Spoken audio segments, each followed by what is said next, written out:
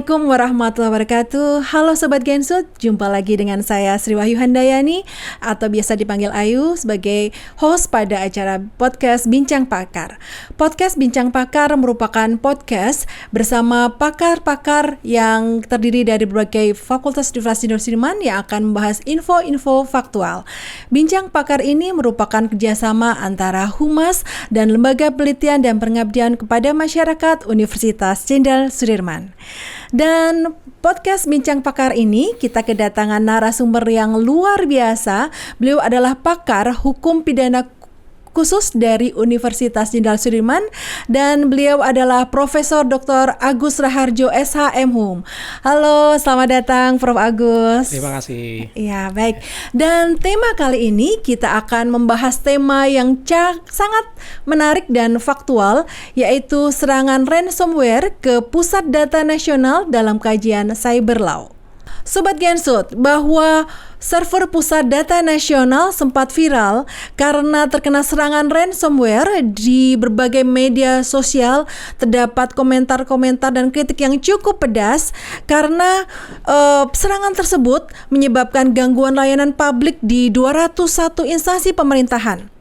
Dan kabarnya terdampak paling parah adalah server Dijen Imigrasi yang menyebabkan kekacauan data penumpang pesawat dan kapal tujuan ke luar negeri. Selain itu juga konon terdapat satu bank yang sempat take down selama seminggu karena tidak bisa melayani akibat dari serangan ini. Nah, ini bagaimana Prof hasil investigasi dan juga kronologis kejadiannya? Ya, terima kasih. Bismillahirrahmanirrahim. Assalamualaikum warahmatullahi wabarakatuh. Waalaikumsalam warahmatullahi wabarakatuh. Terima kasih sudah diundang Bu Ayu ya, untuk membicarakan masalah yang cukup menarik ini, ya, ransomware. Tapi sebelumnya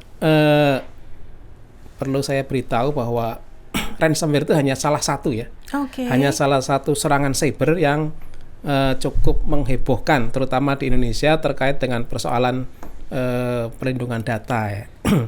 Dan sebetulnya masih banyak lagi yang tidak terekspos. Okay. Jadi ransomware ini semacam malware, ya, perangkat lunak yang menyerang server korban dengan membatasi atau bahkan menutup sama sekali akses korban ke server yang dia punyai.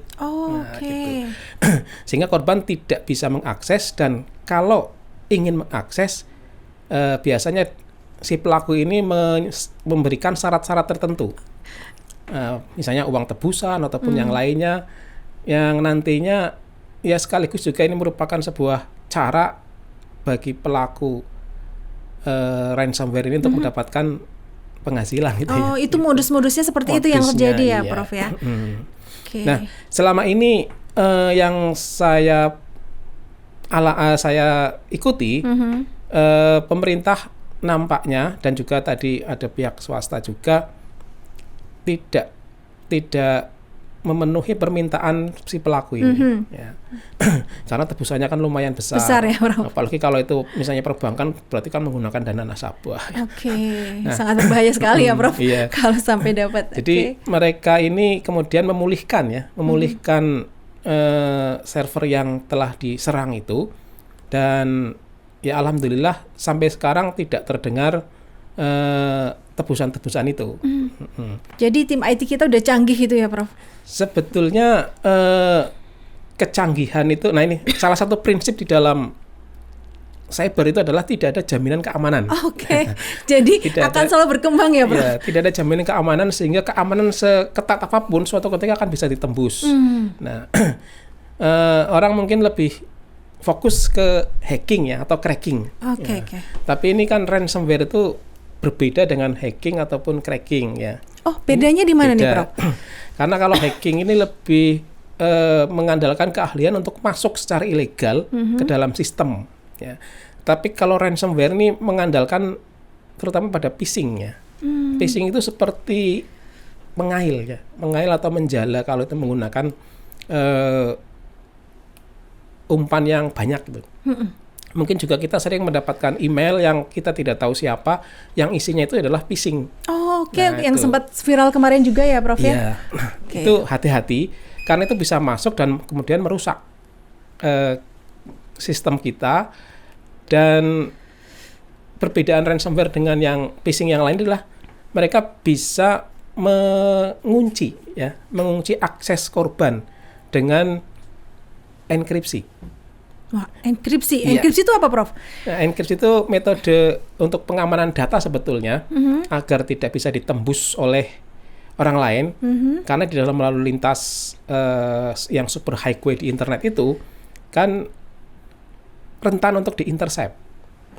Intercept atau diambil datanya di tengah jalan, maka salah satunya adalah di enkripsi tadi. Enkripsi, oke. Nah, di enkripsi ini memang saat ini masih merupakan metode pengamanan data yang cukup handal lah ya. Itu enkripsi dan kunci pembukanya adalah deskripsi. Nah, itu yang punya yang bikin enkripsi. Jadi dia bikin sendiri terus dia menawarkan obatnya gitu ya. Oke. Nah, kalau dari situ maka mereka menawarkan kepada korban kalau membayar sejumlah uang tertentu maka dia akan memberikan kuncinya itu yang deskripsi itu. Nah, persoalannya adalah apakah dijamin bahwa kuncinya benar kalau sudah membayar tebusan, atau apakah datanya masih utuh atau tidak? Lah itu yang juga perlu diperhatikan di dalam tawar-menawar dengan para pelaku penyebar ransomware itu. Oke, iya baik. Ini cukup menarik, Prof. Itu sama saja ketika sempat viral kemarin, Prof. Kita dapat WA ya, Prof. Dapat WA yang apabila dibuka tuh aplikasinya terus data kita keambil begitu, Prof. Ya. Seperti itu ya, Prof. Ya, itu bisa jadi salah satu jenis ransomware ya, namanya mobile. Oh, oke. Jadi banyak jenisnya ya, Prof? Ya, banyak jenisnya dan itu salah satu di aplikasi yang mobile yang menyerang smartphone kita. Itu makanya hati-hati jangan menyimpan sesuatu yang rahasia ya. Oh, gitu. Nah, ini hati-hati nih Gensut ya. Jangan kita simpan data-data rahasia dalam satu mobile banking. Mungkin kita pisahkan ya, Prof ya, mobile banking yang untuk media sosial dan mobile banking yang khusus menyimpan data rahasia, termasuk ada password bank begitu ya, Prof. Betul. Mungkin demikian ya, Prof ya. Ya, salah satu ini jadi manfaat buat kita. Oke. Ya, Prof, tadi disampaikan ada beberapa jenis ransomware. Apa aja, Prof, jenis-jenisnya, Prof? Ya, yang paling umum itu ya crypto ransomware ya. Di mana tadi malware itu dikirim atau disebarkan dan kemudian bisa masuk ke dalam sistem seseorang atau sistem institusi dan kemudian itu bisa masuk, menyebar dan si pelaku bisa mengunci. Nah, yang paling khusus saya katakan yang paling umum itu karena selalu diikuti dengan permintaan uang tebusan. Itu uang tebusan untuk meminta kunci deskripsi tadi. Itu kripto. Biasanya pembayarannya mintanya juga pakai uang kripto juga. Semacam Bitcoin gitu ya. Itu biasanya mungkin menyerang sesama komunitas kripto ya, Prof ya. Sehingga tahu nih bakal punya uang kripto bisa bayar gitu. Oke, lanjut, Prof. Karena dengan menggunakan Bitcoin lebih aman ya dibandingkan dengan menggunakan uang fisik ya atau transfer seperti biasa. Jadi mereka menggunakan itu dirasa lebih aman. Itu yang paling umum. Ada juga yang istilahnya locker ransomware ya. Itu juga tapi tidak diikuti dengan enskripsi ya. Hanya mengunci akses korban.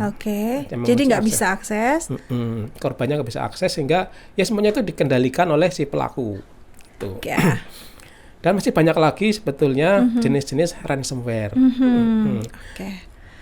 Kalau kita nggak paham IT yang sekarang, wah ini bisa berbahaya, data-data kita bisa terambil ya, Prof. Nah, sekarang sebagai seorang pakar cyber law, bagaimana, Prof, kajian cyber law terhadap fenomena tersebut, Prof? Ya, sebetulnya kalau di dalam Undang-Undang IT, baik yang terutama yang terbaru nomor 1 tahun 2004, itu sudah diantisipasi ya dalam perubahannya bahwa pasal 27A itu terkait dengan mereka yang mengakses, mendistribusikan, mengkomunikasikan dan seterusnya mengandung ancaman kekerasan ataupun yang 27B ancaman untuk memberikan sesuatu atau itu sudah diatur ya. Permasalahannya adalah di manakah si pelaku ransomware ini itu? Melacakannya ya, Prof. Iya, betul. Kalau dia di Indonesia mungkin bisa diatasi, tidak ada persoalan yurisdiksi. Tetapi kalau di luar negeri, nah ini persoalannya agak susah karena membutuhkan kerjasama internasional terutama, atau meminta bantuan, atau kalau istilah dalam hukum internasional bantuan teknis ataupun bantuan hukum ya, untuk meminta agar si pelaku ini bisa ditangkap ditangkap, atau ini dibantu pelacakannya, kemudian bisa ditangkap gitu ya, Prof. Jadi nanti ada international cyber law ya, Prof? Ya, memang itu ada, Prof? bisa kerjasama antar Interpol sebetulnya ya, atau antar kepolisian itu bisa, yang sifatnya bilateral. Tapi seperti yang saya katakan tadi bahwa pelaku ini kadang kan tidak apa istilahnya, selalu mobile ya, berpindah-pindah. Jadi siapa tahu dia misalnya di negara A, ketika dilacak malah sudah nggak ada. Meskipun namanya kejahatan cyber itu selalu dapat dideteksi karena ada log filenya, tetapi kesulitannya adalah pada saat log file itu ditemukan dan aksesnya diidentifikasi di tempat tertentu, si pelaku sudah tidak ada mobile. di situ. Iya. Menanggapi fenomena tersebut, Prof, ada nggak cyber police, Prof? Jadi ada polisi yang khusus menangani cyber? Kalau di tingkat Polres belum ya. Belum. Kalau di tingkat Polda itu sudah ada khusus polisi cyber. Tapi menangani seluruh Indonesia ya, di wilayah kerjanya masing-masing. Ya, terutama di Mabes juga ada. Dulu unit ya, sekarang segera meningkat.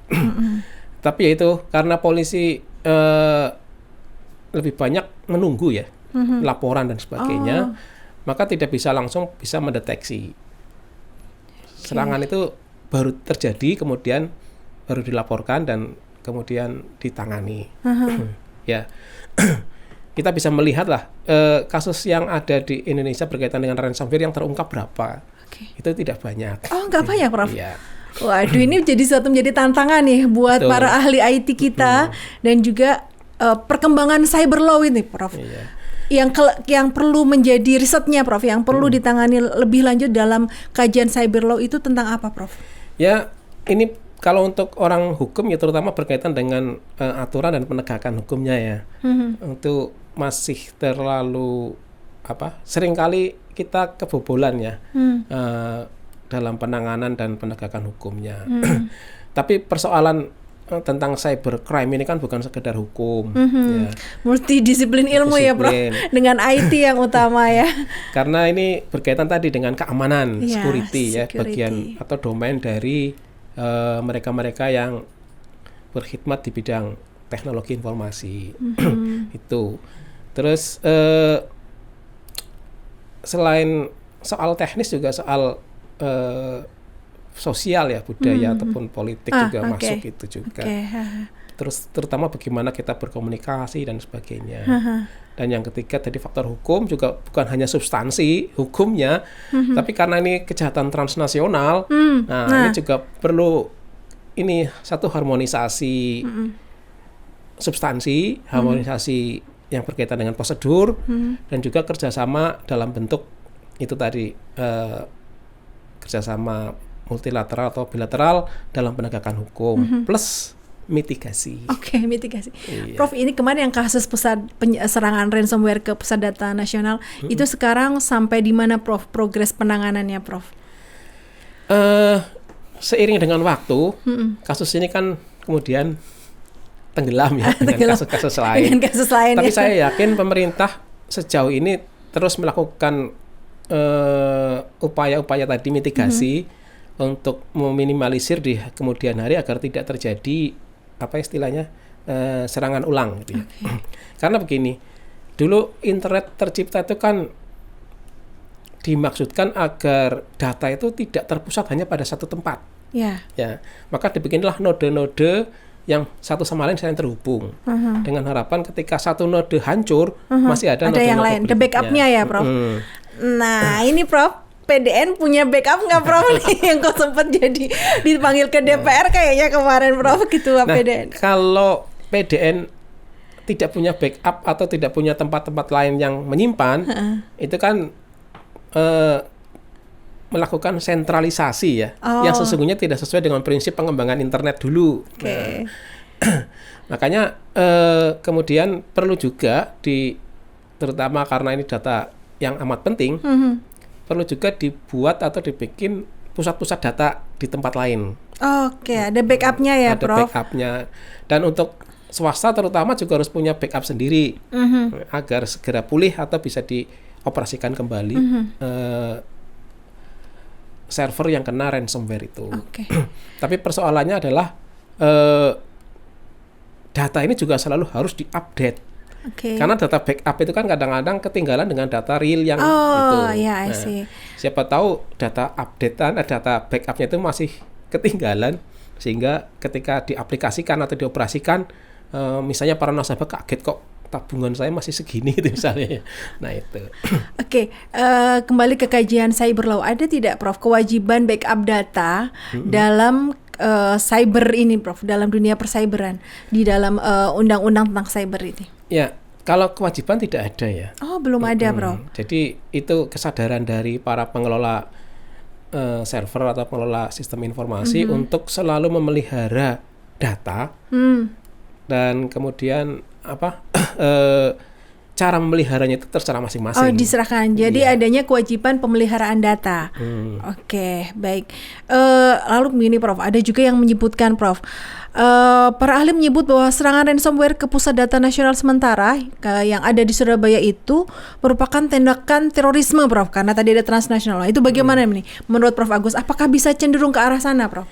Ya, terorisme di dunia cyber itu bisa berbagai macam ya. Satu, serangan terhadap infrastruktur, ya. Terus yang kedua bisa berkaitan dengan propaganda. Terus rekrutmen, penggalangan dana dan sebagainya. Tetapi sejauh ini serangan yang ada di pusat data Surabaya itu kan tidak ada pernyataan dari teroris bahwa itu adalah serangan mereka. Sehingga kita tidak bisa mengidentifikasi apakah itu betul-betul serangan teroris atau tidak. Paling kita hanya melihat dari ciri-ciri bahwa yang diserang adalah instalasi fisik atau instalasi vital. Nah, itu salah satu ciri serangan teroris itu menyerang instalasi vital itu ya. Nah, tapi apakah itu teroris? Nah, ini menjadi sebuah tanda tanya. Makanya kalau ada teroris yang mengaku itu sebagai serangan dia, itu lebih mudah. Itu lebih mudah. Kalau saya misalnya sebagai seorang hacker misalnya atau cracker menyerang instalasi vital itu, tapi saya kan bukan teroris, tidak berafiliasi dengan teroris, bisa menyerang, terus kemudian diidentifikasi sebagai teroris. Nah, ini kan tidak benar gitu loh. Iya, jadi identifikasinya adalah menyerang instalasi vital ya, Prof, ya, sehingga berpengaruh mungkin pada stabilitas nasional suatu negara, bisa diinterkan dengan teroris. Oke, lalu menurut Prof Agus, baiknya upaya apa yang dilakukan oleh pemerintah dalam mencegah dan menanggulangi serangan ransomware, terutama mungkin ada suggestion nih buat pusat data nasional kita? Iya, kalau untuk pemerintah memang ada kewajiban ya untuk membantu dalam undang-undang IT itu juga untuk membantu atau memelihara infrastruktur tadi ya, baik itu oleh pemerintah sendiri atau didelegasikan kepada institusi ataupun corporate ya. Tetapi sebetulnya yang paling utama itu adalah prevention by user. Pencegahan oleh si pengguna sendiri. Berarti kita masing-masing individu dikembalikan lagi ya. Meningkatkan kewaspadaan, meningkatkan keamanan dan seterusnya. Kan kalau dalam hukum pidana apa yang kita lakukan dan dilaporkan ke polisi dengan menggunakan hukum pidana sebagai ultimum remedium. Ultimum remedium. Hukum pidana sebagai ultimum remedium ya. Terakhir ya, Prof. Itu upaya terakhir ke penegak hukum atau ke polisi. Tapi kalau kita perhatikan, kita itu setiap hari diserang hacker luar negeri ataupun dalam negeri, jumlahnya jutaan sebetulnya. Cuma mereka tidak mau lapor, tidak mau lapor karena merasa bisa mengatasi, ataupun kalau lapor juga akan memperoleh kerugian ya.